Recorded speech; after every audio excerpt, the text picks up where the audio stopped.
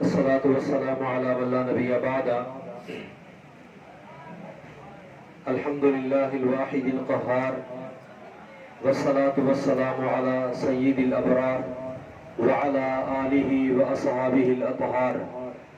أما بعد، فقال الله تبارك وتعالى: أعوذ بالله من الشيطان الرجيم، فإن آمنوا بمثل ما آمنتم به فقد اهتدوا. قال النبي صلى الله عليه وسلم: ليتخذ أحدكم قلبا شاكرا ولسانا ذاكرا وزوجة تعينه على أمر الآخرة، أو كما قال عليه الصلاة والسلام.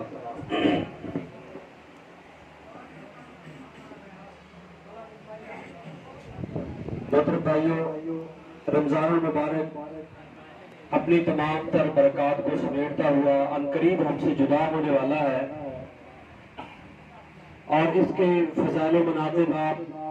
بہت سے علماء سے سن چکے ہیں۔ میں چند باتیں آپ بھائیوں سے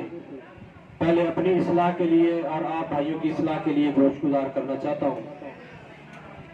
صحابہ کرام رضوان اللہ علیہ مجمعین وہ پاک باز ہستیاں ہیں کہ جنہوں نے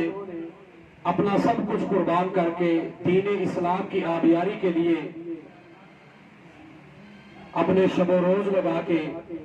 اپنے بیوی بچوں کی قربانیاں دے کے، حتیٰ کہ اپنا خون تک پیش کر کے یہ ثابت کیا کہ وہ واقعی اس بات کے مستحق تھے کہ جن کے لیے اللہ تبارک و تعالیٰ یہ آیت نازل فرمائے: رضی اللہ عنہم و رضوا عنہ۔ اور ان کی فضائل و مناقب، ان کی فضیلت تو بے شمار محدثین نے، مفسرین نے، ائمہ دین نے نقل کی ہے، لیکن میں ایک جملہ کہتا ہوں کہ صحابہ کرام کی فضیلت کے لیے تو اتنا ہی کافی ہے کہ انہوں نے ایمان کی حالت میں محمد کریم صلی اللہ علیہ وسلم کے چہرہ انور کا دیدار کیا۔